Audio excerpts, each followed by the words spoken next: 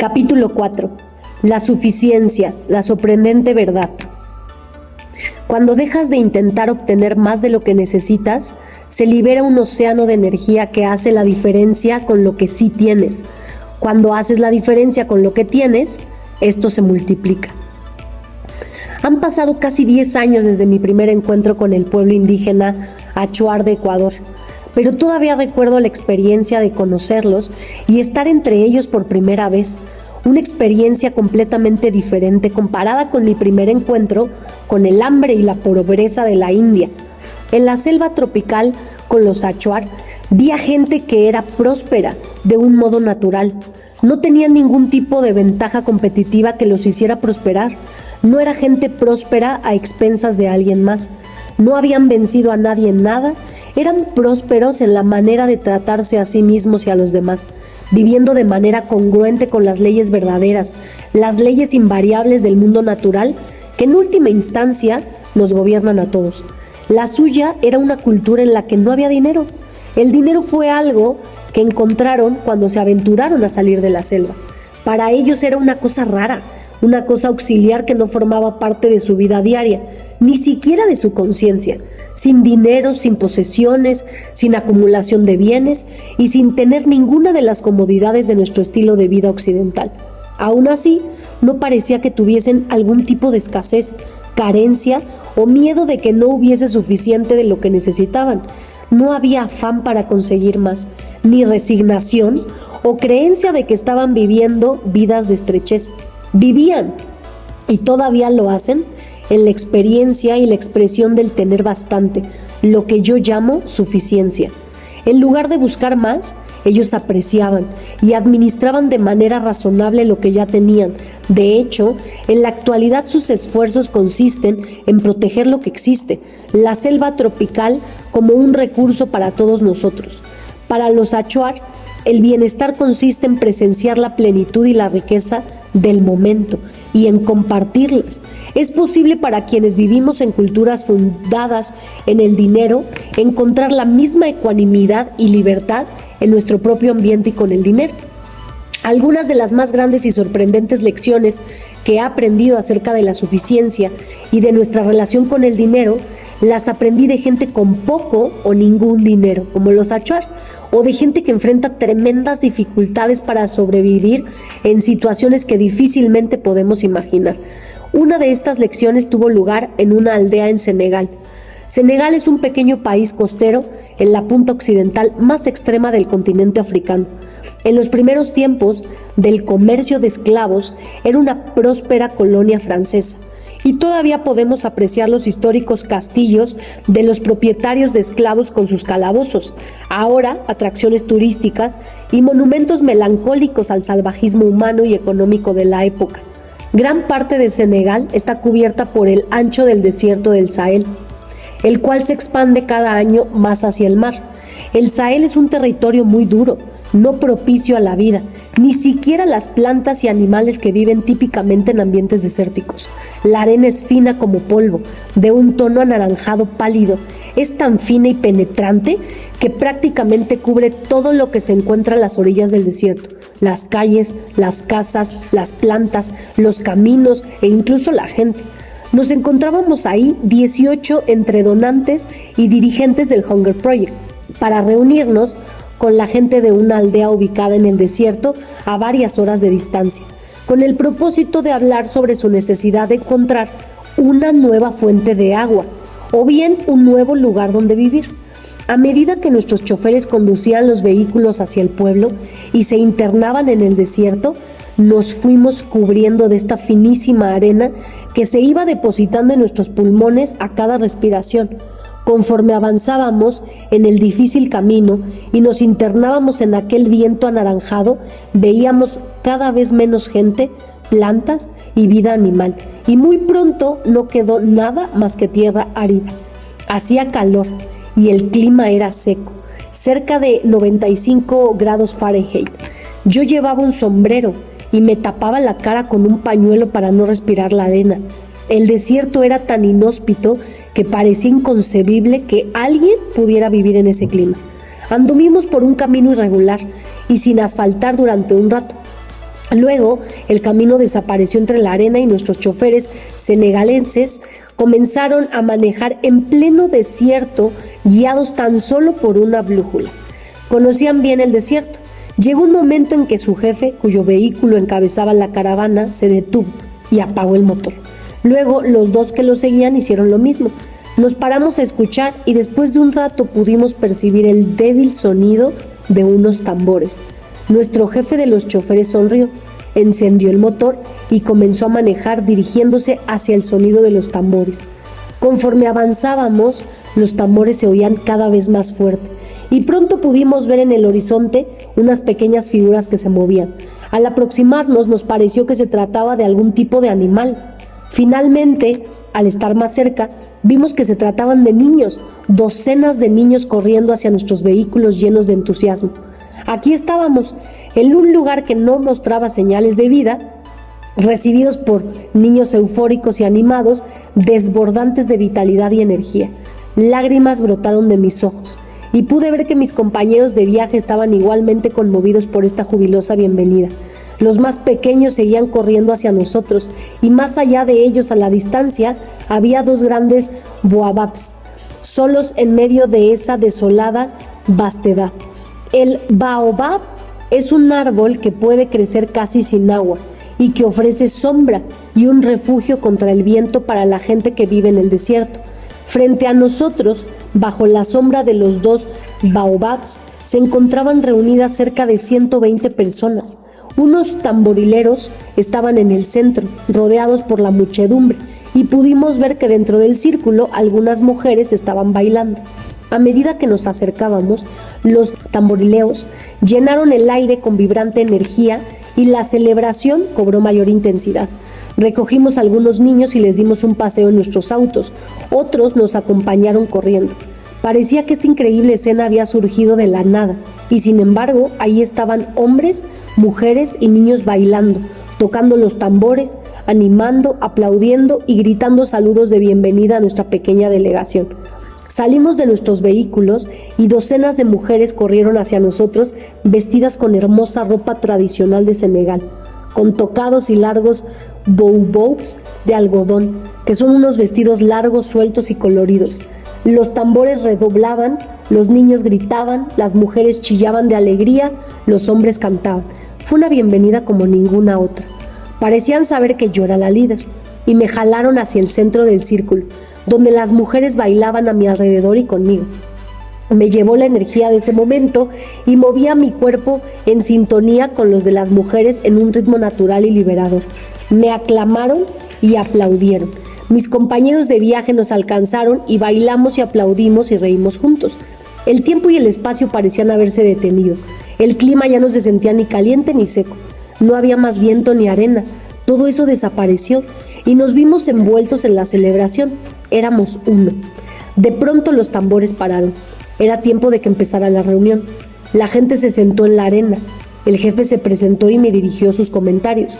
Con la ayuda de nuestro traductor, el jefe explicó que su aldea se encontraba a varios kilómetros de distancia y que se habían trasladado a ese punto del desierto para darnos la bienvenida y agradecer nuestra oferta de colaboración. Dijo que eran gente fuerte y capaz y que el desierto era su hogar espiritual, pero ellos y otras 16 aldeas situadas más al este se encontraban en una situación en la cual los escasos recursos de agua los estaban llevando al límite de sus posibilidades. Su pueblo solo conocía la vida en ese desierto.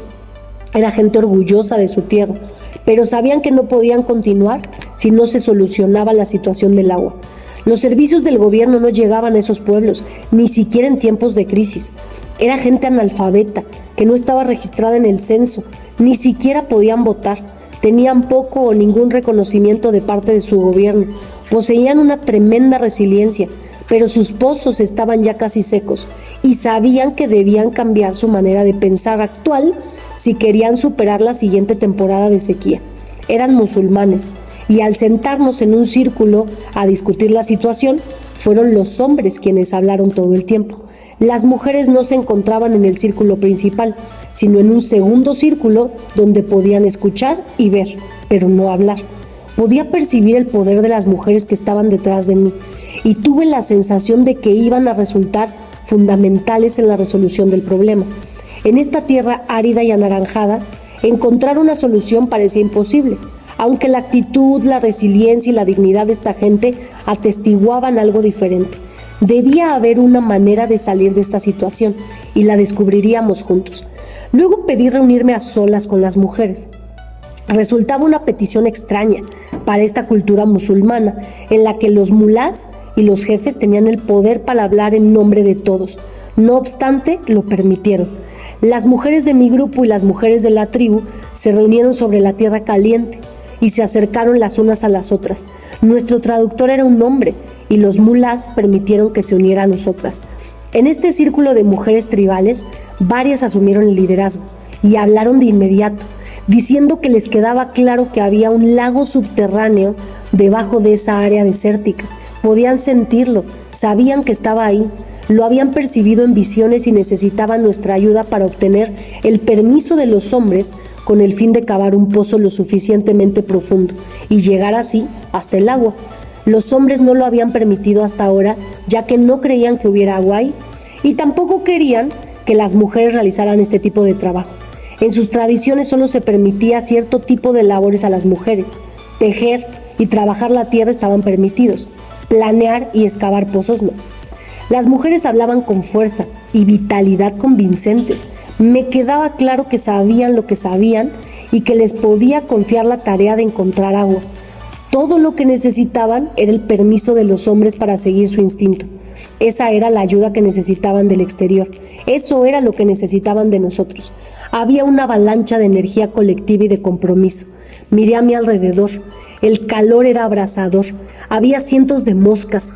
Tenía barro en la boca y en los pulmones. Era el lugar más incómodo que hubiera podido imaginar y aún así recuerdo que no sentía ni sed ni malestar. Solo un fuerte sentimiento de lo posible en medio de estas valientes y hermosas mujeres.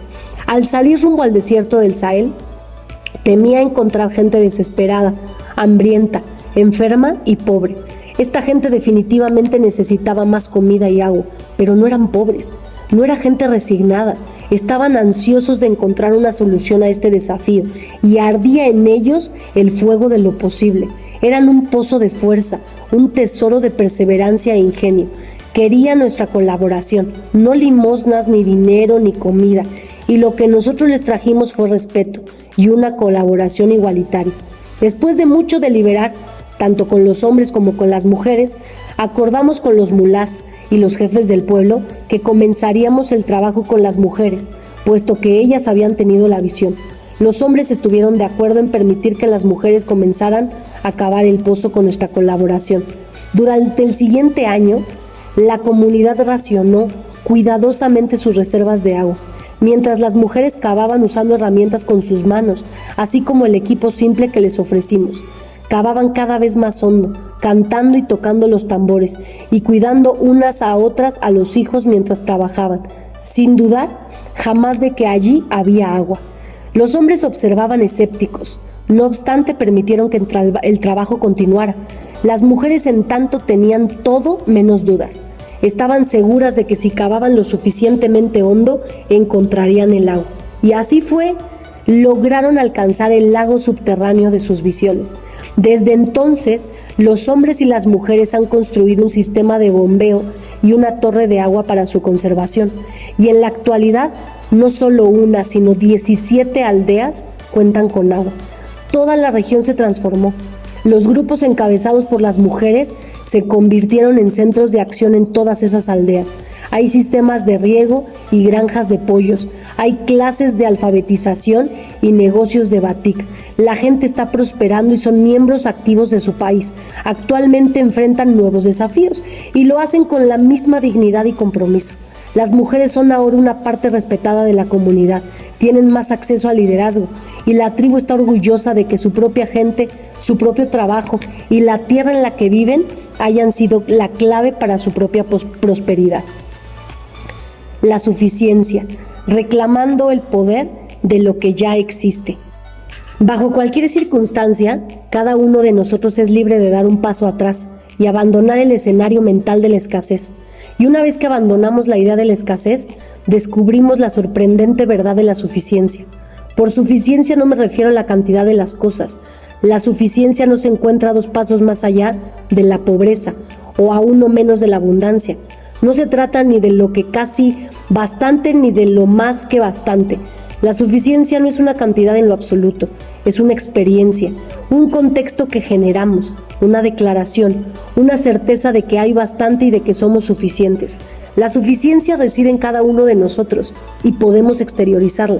Se trata de ser conscientes, atentos y de elegir intencionalmente la manera en que pensamos en lo que concierne a nuestras circunstancias.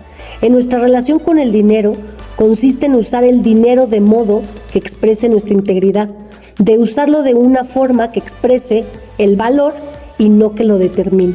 La suficiencia no es un mensaje acerca de la sencillez, ni acerca de renunciar o disminuir nuestras expectativas. La suficiencia no significa que no debamos esforzarnos o tener aspiraciones. La suficiencia es un acto generativo, de discernimiento, que nos revela el poder y la presencia de los medios que poseemos y de nuestros recursos internos. La suficiencia es un contexto que sacamos de nuestro interior, que nos recuerda que si miramos a nuestro alrededor y dentro de nosotros mismos, encontramos lo que necesitamos. Siempre hay suficiente. Cuando vivimos en el contexto de la suficiencia, encontramos una libertad y una integridad naturales. Actuamos en la vida desde el sentido de nuestra propia integridad, más que desde un anhelo desesperado de sentirnos completos. Nos sentimos naturalmente llamados a compartir los recursos que fluyen a través de nuestras vidas, nuestro tiempo, nuestro dinero, nuestra sabiduría, nuestra energía, a cualquier nivel que fluya, para servir a nuestros más altos compromisos. En el contexto de la suficiencia y el flujo de los recursos que fluyen hacia, a través y desde nosotros, los intereses de nuestra alma y del dinero se funden para crear una vida rica, satisfactoria y llena de significado. La suficiencia es la verdad. La suficiencia puede ser un lugar en donde pararse, un contexto que genera una relación completamente nueva con la vida, con el dinero y con todo el dinero que puede comprar. Me parece que hay suficiente en la naturaleza humana y en las relaciones que compartimos unos con otros, para tener una vida próspera, satisfactoria, sin importar quiénes seamos o dónde nos encontremos en el espectro de los recursos. Me parece que si estamos dispuestos a abandonar la carrera para adquirir o acumular siempre más y soltar esa manera que tenemos de percibir el mundo, entonces podremos tomar toda esa energía y atención e invertirlas en lo que tenemos. Cuando hagamos esto, descubriremos tesoros inimaginables y una riqueza de una profundidad y diversidad sorprendentes y deslumbrantes. Vivir desde la perspectiva de la suficiencia, pensar desde ese lugar y generar este marco de referencia para la vida resulta muy poderoso e importante para nuestra época. En nuestra relación con el dinero podemos seguir ganando, ahorrando, invirtiendo y proveyendo para nosotros y para nuestras familias, siempre y cuando reestructuremos la relación hacia lo que ya tenemos con un renovado reconocimiento y agradecimiento. A través de esta nueva manera de ver, el flujo de recursos en nuestras vidas, en lugar de estar siempre escapándose o disminuyendo, se convierte en un diluvio de dicha y en algo de lo que tenemos el privilegio de ser temporalmente administradores. Nuestra relación con el dinero deja de ser una expresión de miedo y se convierte en una expresión de posibilidades emocionantes. El contexto de suficiencia puede transformar nuestra relación con el dinero, con nuestros recursos y con la vida misma. No estoy sugiriendo que haya abundante agua en el desierto o comida para los mendigos en Bombay. Lo que estoy diciendo es que incluso en presencia de una real escasez de recursos, el deseo y la capacidad de autosuficiencia son innatos y suficientes para enfrentar los retos. Es precisamente cuando volcamos nuestra atención hacia estos recursos internos, de hecho, solo cuando lo hacemos, cuando podremos comenzar a ver con mayor claridad la suficiencia en nosotros mismos y su disponibilidad, logrando así empezar a generar respuestas eficaces y sustentables ante cualquier limitación de recursos que se nos presente. Cuando soltamos la búsqueda por tener más y examinamos y experimentamos de forma consciente los recursos que tenemos, descubrimos que nuestros recursos son más profundos de lo que sabíamos o imaginábamos. Alimentados por nuestra atención, nuestros activos se expanden y crecen. Esto resulta especialmente cierto en nuestra relación con el dinero y el poder de nuestro compromiso sincero para expandir y aumentar nuestra riqueza. Y también resulta especialmente cierto cuando observamos las luchas en torno al dinero que nos abaten y la profunda liberación que experimentamos cuando alineamos el dinero con nuestra alma. La lucha por la suficiencia no tiene nada que ver con la cantidad de dinero que poseemos, sino con la relación que establecemos con él. Una de las más grandes lecciones que he aprendido acerca de la lucha por la suficiencia proviene de gente que cuenta con más dinero del que la mayoría de nosotros veremos en el transcurso de nuestra vida, y quienes, sin embargo, viven una vida que no los satisface, agobiados por el exceso o destrozados en la lucha por conseguir más, se han perdido de la estimulante experiencia de la suficiencia y de lo bastante. Las mujeres de Microsoft pasando por alto la suficiencia. En 1998 fui invitada a hablar frente a un grupo de ejecutivas de alto nivel de Microsoft. En aquel entonces la compañía de más rápido crecimiento y una de las compañías más rentables del mundo, si no es que la más. Estaba entusiasmada por ir y ya había planeado hablar acerca del estatus de la mujer en los países en desarrollo. Acababa de regresar de la 4ª edición del World Women's Conference en Beijing y estaba ansiosa por compartir lo que había aprendido de los innumerables reportes y de las historias inspiradoras de las mujeres que habían asistido a dicha conferencia. Algunas de ellas venían de países de pobreza extrema, donde son subyugadas más allá de todo lo imaginable. En el vuelo de San Francisco a Seattle, Microsoft me había reservado un lugar en primera clase, un ambiente definitivamente más acogedor que mi asiento usual en clase económica. Y al observar los cómodos asientos y los elegantes pasajeros que lo ocupaban, me di cuenta de que estaba entrando a un mundo exclusivo y que hablaría ante mujeres que vivían y trabajaban a diario en ese tipo de ambiente. Las mujeres que asistirían a la serie de conferencias se encontraban en los niveles ejecutivos más altos de la compañía. En una sesión informativa previa, aprendí que la fortuna de cada una de ellas equivalía aproximadamente a $10 millones, que su edad media era de entre 36 años y que más de la mitad de ellas tenía familia. Me di cuenta de que iba a encontrarme con el núcleo principal de una compañía que se encontraba a la vanguardia de la tecnología en el mundo y de que estaría hablándole a un grupo de personas que estaban moviendo los hilos en ese campo y que además en su propia vida eran mujeres notablemente ricas y exitosas, que por ser todavía tan jóvenes tenían una larga carrera por delante. Pensando en ellas durante el recorrido en limusina que me llevaba a las instalaciones de Microsoft, me fui dando cuenta de que tenía la posibilidad de crear un cambio positivo muy importante en sus vidas, conectándolas con las mujeres más pobres del mundo, una población que se cuenta en cientos de millones. Pensé en lo que esta conexión podría significar para ambos grupos y lo privilegiada que me sentía de poder caminar en estos mundos. En cuanto llegué al centro corporativo de Microsoft, fui llevada a una sala de conferencias de un elegante edificio de oficinas para tomar el té de la tarde con un pequeño contingente de mujeres que asistirían a la charla de la noche. Yo misma había solicitado esta pequeña reunión previa porque quería tener más información acerca de ellas y entender cómo podría conectarme mejor con estas mujeres que llevaban un estilo de vida y una experiencia profesional tan fuera de lo común. Durante el té, estas 10 mujeres dinámicas y muy seguras de sí mismas compartieron un poco acerca de su hogar y su vida laboral. 7 tenían marido e hijos, y cuando les pedí que me describiera un día normal en su vida, hablaron todas de rutinas altamente estresantes. Se levantaban temprano, a menudo entre las 5:30 o 6 de la mañana, y para la mayoría de ellas el desayuno era, con suerte, una única comida que compartían con sus hijos. Tenían niñeras y colaboradoras que vivían con ellos. 6 estaban casadas con hombres que también trabajaban en Microsoft. La mayoría dijo que alimentaba, cuidaba y vestía personalmente a sus hijos en las mañanas y los mandaba a la escuela con la niñera o los llevaban ellas mismas para después irse al trabajo y ser operacionales desde las 8 de la mañana. Muchas de ellas no descansaban a la hora del almuerzo y seguían trabajando hasta las 9 o a veces hasta las 10 de la noche. Regresaban a casa, cenaban tarde con sus maridos, daban el beso de las buenas noches a sus hijos y después de cenar se volvían a conectar al trabajo, a veces hasta la 1 de la mañana.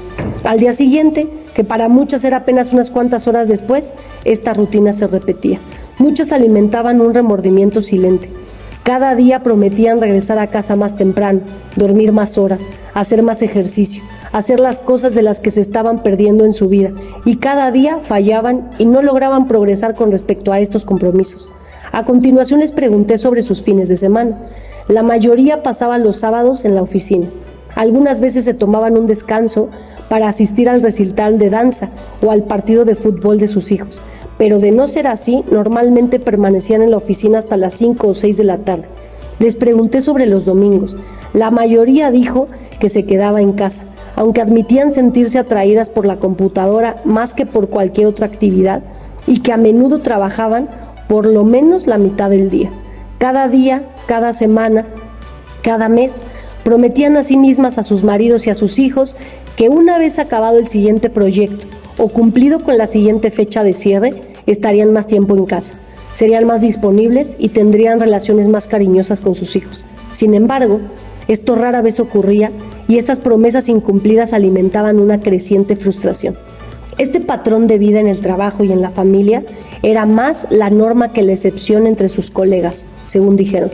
Todas tenían mucho dinero y podían pagar cualquier tipo de servicios para atender a sus hijos y a su familia, y eso era lo que hacían más frecuentemente, aunque no les gustara admitirlo. Dijeron que lamentablemente el formar parte del juego competitivo dentro de esta poderosa empresa demandaba una tal dedicación que el trabajo se había vuelto la prioridad en sus vidas. Por lo tanto, sus familias quedaban en segundo lugar. En todos los casos se sentían molestas y decepcionadas consigo mismas por cómo llevaban su vida familiar. Luego les pregunté sobre su conocimiento acerca del mundo, quiénes eran sus amigos y qué tipo de conversaciones sostenían fuera del trabajo. Una tras otra, cada una de estas mujeres me confesó que su vida se reducía a la pantalla de la computadora. La mayoría de sus conversaciones tenían lugar en Internet y trataban acerca del desarrollo de un nuevo software o de cómo alcanzar objetivos de eficiencia y productividad. Pocos sabían de lo que estaba pasando en el mundo, de que se tratara de Seattle o de Estados Unidos, y definitivamente no sabían nada sobre la gente de las naciones en desarrollo o de mujeres en otras partes del mundo. Se entusiasmaron al oír que esa noche les hablaría sobre las mujeres del tercer mundo. Sin embargo, ese tema no formará parte de sus temas de conversación habituales y menos de su realidad. No tenían el tiempo ni el espacio mental suficiente para incluir a alguien o algo diferente en lo que tenían que hacer momento tras momento. Hablamos acerca de sus patrimonios. Aparte de sus bienes materiales, que tenían poco tiempo para disfrutar, sacaban poca satisfacción del dinero. Muy pocas de ellas donaban dinero y casi ninguna iba de vacaciones. Su riqueza y el uso que le daban para comprar cuidados para sus hijos y servicio para sus casas solo les servía para trabajar más duro y más tiempo. No les otorgaba la libertad o vitalidad que alguna vez habían pensado poder tener y se prometían que lo lograrían algún día. Llegaría el momento en que se jubilarían y vivirían felices para siempre. Esa noche había cerca de 100 mujeres en la cena ofrecida a las dirigentes. La autora e historiadora Ryan Eisler fue la primera en hablar y lo hizo sobre los últimos 1000 años de historia de las mujeres, enfocándose principalmente en las distinciones que había desarrollado en su libro The Chalice and the Blade, Our History, Our Future. Describió lo que ella llamaba el modelo de acción dominante en el que prevalecen los hombres y los principios masculinos tradicionales, y lo comparó con lo que para ella es el modelo de asociación caracterizado por principios más femeninos de cooperación y colaboración. Luego llegó mi turno. Inspirándome en la investigación académica de Eisler y en su perspectiva histórica, mi plática se basó en los detalles de la vida cotidiana y la experiencia de mujeres que vivían en condiciones de pocos recursos en Senegal o Bangladesh. Son mujeres que trabajaban, como las mujeres de Microsoft, 16 a 18 horas al día, cuyas vidas consisten en proveer sustento a sus hijos y familias, y cuyas relaciones entre ellas hacen soportable la severa realidad en su vida. A las mujeres de Microsoft les sorprendió aprender que representaban la punta del iceberg del 1% de las mujeres en el mundo que tienen la opción y la oportunidad de utilizar los recursos financieros como ellas lo desean y moldear así su vida familiar. Las invité a conectarse con el billón de mujeres que subsistían con $2 a $5 al día. Compartí con ellas lo que sabía y había visto sobre el compromiso que las mujeres del tercer mundo tenían con sus familias, los cantos y los bailes que las sostenían, su capacidad de involucrar a sus hijos, no solo en la adversidad, sino también en la celebración de la vida y en el amor. Les platiqué acerca de las enormes dificultades a las cuales se enfrentaban en su vida, acerca de la represión, la marginación y la subyugación que experimentaban, y acerca de la valentía con la que vivían a lo largo de sus días. Y les hablé de cómo estas mujeres se centraban en la apreciación, la gratitud y el reconocimiento de lo poco que tenían, y de la riqueza de las relaciones que compartían, nacidas de la necesidad. Bajo estas duras circunstancias, todo giraba básicamente alrededor de la comunidad y alrededor del interés de los unos hacia los otros. Todo estaba centrado en la colaboración, el compañerismo y la atención a que todos tuvieran una oportunidad. Con esta conexión y solidaridad, estas mujeres no solo sobrevivían, también experimentaban su verdadera riqueza. Las ejecutivas respondieron reflexionando sinceramente sobre su propia vida y considerando la posibilidad de que la desenfrenada búsqueda de avances en el trabajo les hubiera implicado un costo más alto de lo que habían previsto, o incluso hubieran aceptado de haberlo sabido antes, el tiempo perdido y la experiencia irreemplazable de los primeros años de vida con sus familias, o de las relaciones significativas con la gente y la vida a su alrededor y más. La revelación de que quizás estaban verdaderamente dejando pasar la vida de largo se volvió algo palpable en el ambiente. No las estaba alentando a dejar su empresa, solo quería que realizaran esta conexión y aprendieran de sus hermanas de otras partes del mundo. Sin embargo, nuestra discusión sobre estas mujeres que vivían en condiciones difíciles e implacables, nuestra atención sobre ellas, creó la condición propicia para que estas ejecutivas diesen un paso atrás y observaran la lucha desenfrenada que vivían cada día y consideraran si querían participar en ella ciega y totalmente como lo habían hecho hasta ahora. La pausa de reflexión resultó significativa para muchas de las personas ahí reunidas.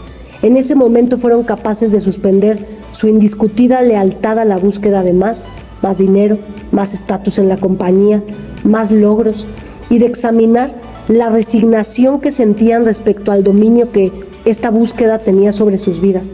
Ese momento también les dio la oportunidad de reflexionar acerca de la verdadera satisfacción que su trabajo y sus familias le brindaban, de la apreciación de sus propios talentos y logros, y del hecho de que la compañía les reconociera y las celebrara como líderes. Experimentar conscientemente la satisfacción que obtenían de sus familias y de sus carreras profesionales resultó algo nuevo para ellas. Recuerdo que al haber estado parada frente a ellas, vi sus rostros reflejar la experiencia de plenitud en lugar de carencia. Recuerdo sus expresiones de regocijo cuando las invité a que se reunieran con otra compañera y se tomaran el tiempo para hacer la lista de todas las cosas que valoraban y agradecían de sus familias y de las relaciones inmediatas que tenían en el trabajo y en su hogar. Hubo una abrumadora sensación de plenitud en la sala, conforme cada una se levantaba y compartía el reconocimiento de totalidad y suficiencia en su propia vida, y notaban lo ausente que había estado esa experiencia previamente en esa búsqueda de tener más. Estas mujeres se encontraban en la cumbre de sus carreras profesionales, así como de su acaudalado estilo de vida familiar, pero el juego al que estaban jugando les había robado todo sentido de victoria o satisfacción, y las reglas del mismo se basaban en el concepto de escasez. Tenía que adquirir más y ese más nunca era suficiente. Percibí en sus casos que aun cuando nos prometemos a nosotros mismos que nos detendremos en algún punto, esa promesa es parte de la falacia, una falsa justificación para seguir en el juego, una ronda más, una transacción más, uno más de lo que sea. También percibí la belleza y el poder de crear un ambiente en donde se puede salir del escenario mental de la escasez, aunque fuera solo por un momento, y ver que no es más que un escenario mental. No resulta inevitable, ni ineludible, ni imposible. No es simplemente un así son las cosas. Aprendí que incluso la gente más determinada puede detenerse y mirar, y al hacerlo, aunque sea solo por un momento, crear un impacto profundo y duradero en la manera en que continúa con su propia vida. Durante los siguientes años, varias de estas mujeres me escribieron para decirme que renunciaban a su trabajo en la compañía y me compartieron algunas de las reflexiones y experiencias que surgían a partir de dicha decisión. Algunas me escribieron para hacerme saber que habían dado una nueva dimensión a su manera de trabajar en la empresa y que estaban viviendo básicamente la misma vida, pero desde la óptica de la plenitud y la gratitud, más que del miedo, la competencia y la sobrevivencia. Otras se comprometieron profundamente en el activismo social y viajaron a países en desarrollo con sus familias durante las vacaciones. Algunas tomaron conciencia de la alegría que representa contribuir e invertir dinero en sociedades filantrópicas para vencer situaciones de hambre y pobreza o de una brutal desigualdad. Otras dejaron de trabajar en la compañía para ocupar algún puesto en la entonces naciente Bill and Melinda Gates Foundation, actualmente una de las fundaciones más grandes e innovadoras del mundo. Aquella velada constituyó un encuentro que nunca olvidaré. Esas mujeres tenían tanto, no solo riqueza económica, sino que también una profunda capacidad de preocuparse y conectarse con los demás, conexión que había permanecido inaccesible para ellas durante mucho tiempo en el contexto de su estilo de vida apresurado y opulento. El deseo de estas mujeres de establecer relaciones con sus familias, con otras mujeres que necesitaban su capacidad de colaboración e incluso simplemente con sus propios anhelos de marcar la diferencia, constituyó una poderosa expresión de la energía del alma y de la capacidad que existe en todos nosotros. Aquella noche, al despertar de estas mujeres, fue un tesoro que colmó mi propio corazón. La suficiencia siempre está disponible. ¿Qué es suficiente? Cada uno de nosotros lo determina por sí mismo, aunque rara vez nos permitimos tener esa experiencia. ¿Cuál es el punto en el que estamos satisfechos? ¿En el que tenemos todo lo que queremos y necesitamos sin excesos? Muy pocos de nosotros podemos recordar los momentos de nuestra vida en que hemos sentido eso, igual que las mujeres de Microsoft. Superamos el punto de la suficiencia como si no existiera. Hay un nivel en donde tener más de lo que necesitamos se convierte en una carga. Estamos compensados de más, sobrecargados de cosas, nadando en el exceso, buscando la satisfacción en formas y maneras cada vez diferentes. La experiencia que ansiamos de sentirnos satisfechos en nuestra vida no puede encontrarse en la persecución del éxito o en la búsqueda por tener más. Cada uno de nosotros, a través de nuestra relación con el dinero, con los otros y con la vida, puede reclamar este territorio de suficiencia, donde no falta nada. Podemos volver a descubrir la plenitud y la satisfacción.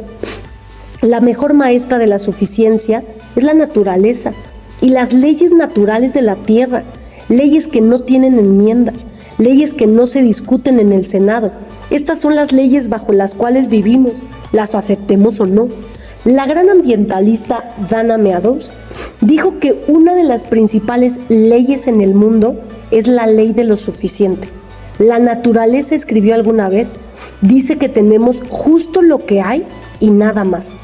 Esta cantidad de tierra, de agua, de luz solar, todo lo que nace de la tierra crece en su justa medida y después se detiene. El planeta no se hace más grande, se mejora. Sus criaturas aprenden, maduran, se diversifican, evolucionan, crean asombrosas bellezas, novedades y complejidades, pero viven dentro de los límites absolutos. La naturaleza nos ofrece ejemplos en todos lados alrededor de nosotros, disponibles en todo momento para enseñarnos lo que se necesita aprender con el fin de avanzar en nuestra relación con la vida, para que ésta resulte sustentable. Este contexto de suficiencia nos permite transformar nuestra cultura actualmente no sustentable en una sustentable. Podemos de manera individual y colectiva, en nuestra relación con el dinero y los recursos, cambiar nuestra concepción de que tener más, no importa de qué, es lo mejor que hay. Podemos reconocer que lo mejor no consiste en tener más, sino en profundizar la experiencia que tenemos de lo que ya está allí. En lugar de que el crecimiento sea un factor externo generado por la adquisición y la acumulación de dinero o de cosas, ¿podemos redefinirlo como el reconocimiento y la apreciación de lo que ya tenemos? Sugiero que la suficiencia es algo bien definido. Lo suficiente es un lugar al que puedes llegar y en donde te puedes quedar. Muy a menudo pensamos en la suficiencia como el punto en el cual sabremos que ya hemos llegado al éxito, aunque la abundancia seguirá escapándose si pensamos encontrarla en el hecho de tener una cantidad excesiva de algo. La verdadera abundancia sí existe, fluye desde la suficiencia hacia una experiencia de belleza e integridad con relación a lo que es. La abundancia es un hecho de la naturaleza, es una ley fundamental de la naturaleza que dice que hay suficiente y que lo que hay viene en una cantidad definida. El hecho de que su existencia sea cuantitativamente determinada no constituye ninguna amenaza, sino que genera una relación más precisa, que demanda respeto, reverencia y que requiere que dichos recursos sean administrados con el reconocimiento de que son valiosos y que deben procurar el mayor beneficio al mayor número posible de personas.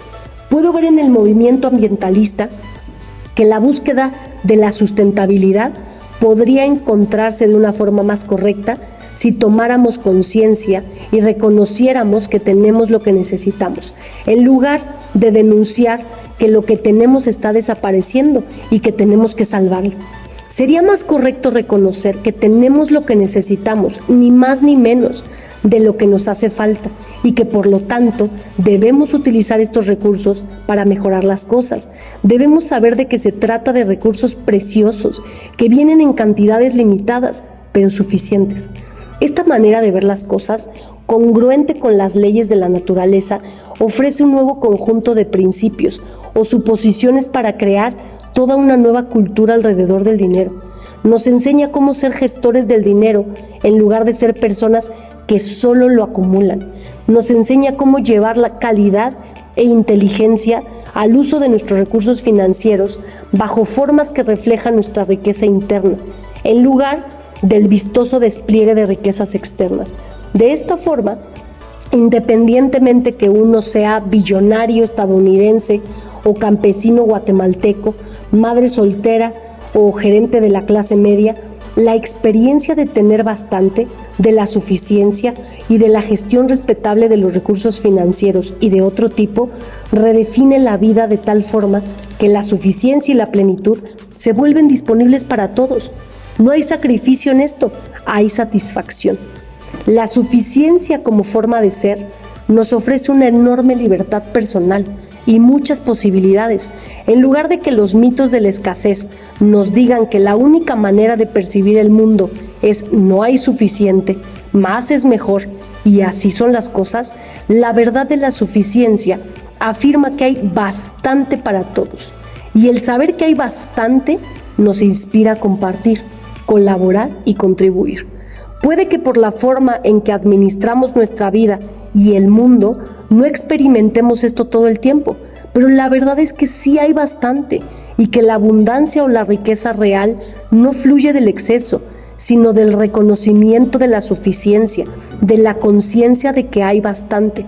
Como dijo Bucky Fuller en los años 70, este es un mundo que puede funcionar para todos, sin dejar fuera a nadie ni a nada. Y hoy tenemos el poder y los recursos para crear el mundo del tú y yo, en lugar del mundo del tú o yo. Hay bastante para todos. Sin embargo, para acceder a esta experiencia, debemos estar dispuestos a dejar ir las lecciones y las mentiras acerca de la escasez que hemos escuchado toda la vida. En el moderno cuento popular Herschel and the Hanukkah Goblins de Eric Kimmel, una horda de horripilantes duendes está empeñada en destruir la fiesta de celebración de un pequeño pueblo. Pero Herschel se encargará de burlarlos a todos uno por uno. Herschel ofrece a un duende avaro un pepinillo de un frasco, y cuando el duende ávido mete la mano dentro y agarra todo un puñado de ellos, la mano queda atorada. Furioso por haber sido atrapado, el duende monta en cólera contra Herschel, quien finalmente le dice: ¿quieres que te diga cómo romper el hechizo? Sí, grita el duende, ya no aguanto más. Suelta los pepinillos, responde Herschel. Tu codicia es el único hechizo que te tiene prisionero. No somos monstruos tontos y codiciosos, pero el miedo a la escasez hace que estemos siempre buscando agarrar más, acumular más. Siempre y cuando nos aferremos a ese miedo, estaremos atrapados por él, con las manos llenas, pero con el corazón temeroso e insatisfecho. Cuando dejamos ir al miedo y la constante búsqueda por tener más, nos liberamos. Hacemos una pausa para considerar cómo estamos viviendo con lo que tenemos y observamos si el uso que hacemos del dinero está sirviendo a nuestros compromisos espirituales o no. Cuando dejamos de intentar obtener más de lo que no necesitamos, liberamos una enorme cantidad de energía que estaba atorada. Podemos volver a enfocar y a reubicar esa energía y esa atención para apreciar lo que ya tenemos, lo que ya estaba allí, y utilizarlo para bien. No se trata solo de percibirlo, sino de utilizar lo que ya tenemos para marcar la diferencia a nuestro alrededor. Cuando hacemos el bien con lo que tenemos, este se expande. Anne Morrow comprendió la maravillosa particularidad de lo suficiente cuando escribió en su libro Gift from the Sea: uno no puede recolectar todas las hermosas conchas de la playa, solo puede quedarse con unas cuantas, y resultan más hermosas si son pocas. Una concha de un tipo particular es más impresionante que 3. Poco a poco uno se queda con el espécimen perfecto, no necesariamente una concha rara, sino una concha perfecta en su género. Uno la ve como algo separado, rodeada de espacio, como una isla, porque únicamente enmarcada por el espacio florece la belleza. Solo tomados separadamente los eventos, los objetos y la gente son únicos, significativos y por lo tanto hermosos. Durante todos los años en los que he trabajado e interactuado con la gente del mundo de la recaudación de fondos, independientemente de que fuesen personas ricas o de clase media o con menos medios económicos, la experiencia de plenitud y suficiencia se vuelve accesible a ellas cuando toman los recursos que tienen, a cualquier nivel que estén, para hacer algo bueno con ellos. Cuando utilizan lo que tienen para mantener sus más altos ideales y compromisos, para expresar sus valores más profundos, se expande la experiencia de su propia y real riqueza. El negocio de la suficiencia. Solía pensar que el mundo de los negocios se encontraba muy distante de mí y de mi trabajo, a pesar de que se sentía que los principios de suficiencia debían ser igual de válidos y valiosos en el contexto de los negocios como lo eran en la filantropía, en las iniciativas socioeconómicas globales o en el contexto de la transformación personal. El mundo empresarial parecía estar colocado más allá que justo aquí. En mi trabajo de recaudación de fondos trataba casi exclusivamente con individuos y rara vez me acercaba a empresas o a fundaciones respaldadas por corporaciones.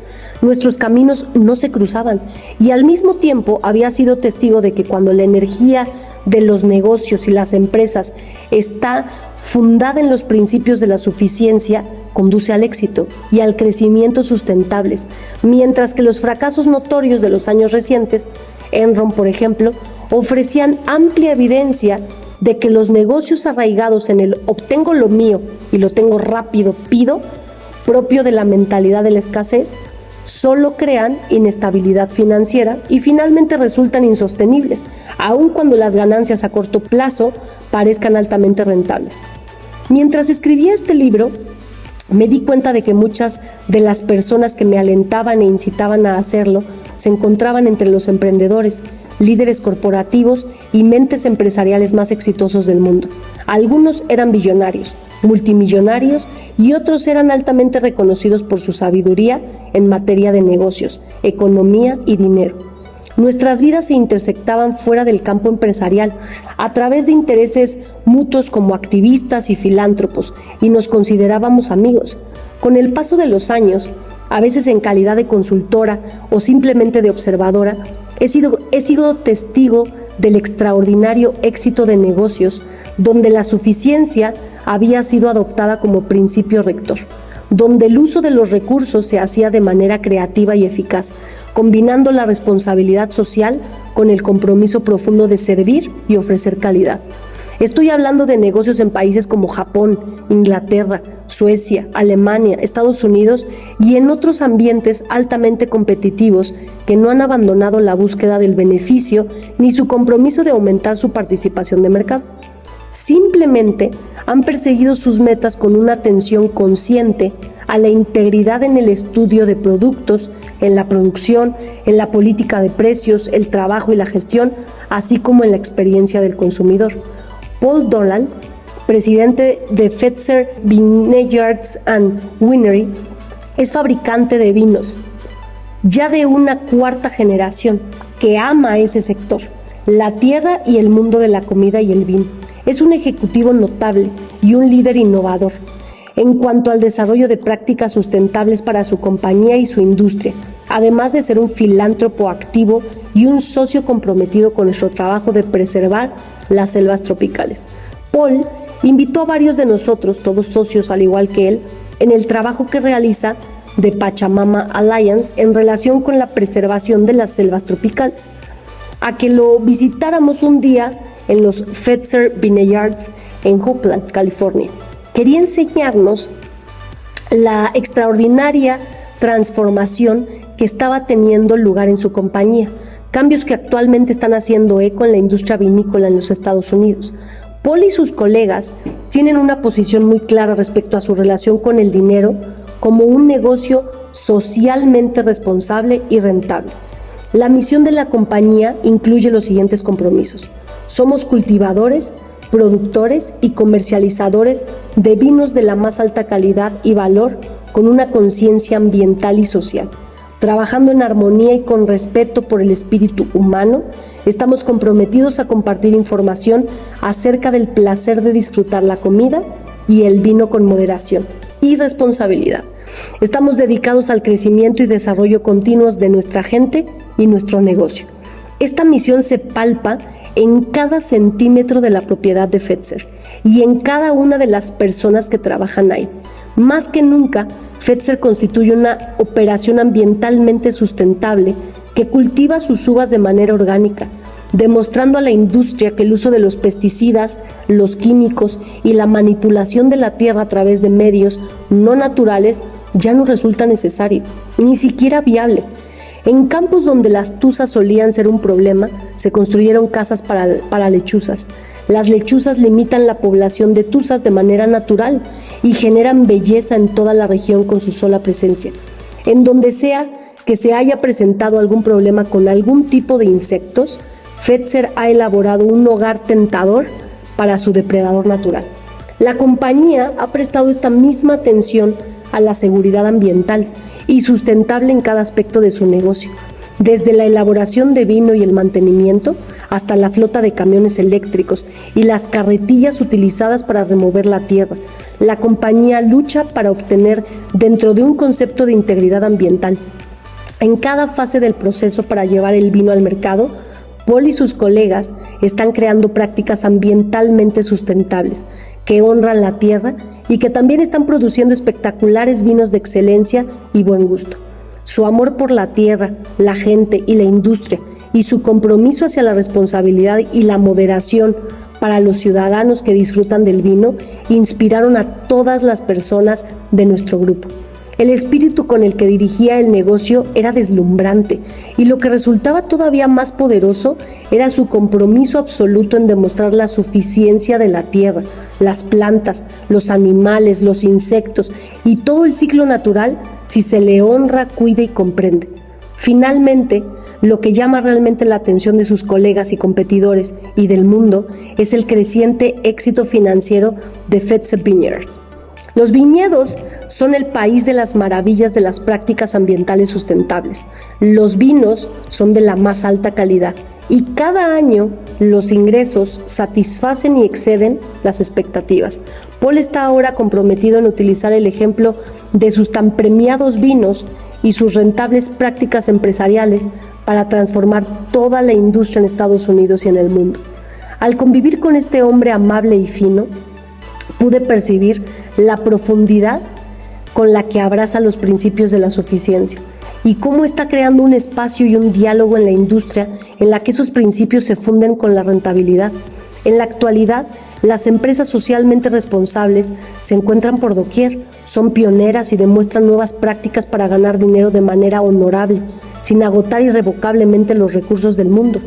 Odwalla Juice, ropa y materiales para actividades al aire libre, Patagonia, los helados Ben & Jerry, la compañía telefónica Working Assets, Body Shop, Spirit, Interface Carpet y la lista continúa. La inversión socialmente responsable es el tipo de activo de mayor crecimiento en Estados Unidos.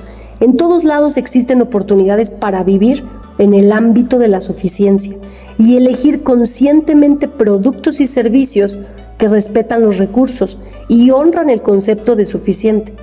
Podría ser que la sorprendente verdad, la reveladora verdad de nuestro tiempo, sea que nuestra relación con el dinero está basada en un conjunto de suposiciones no analizadas, no cuestionadas, que constituyen mitos y mentiras y que nos llevan a actuar bajo formas que nos roban la satisfacción y la plenitud que buscamos en nuestra vida.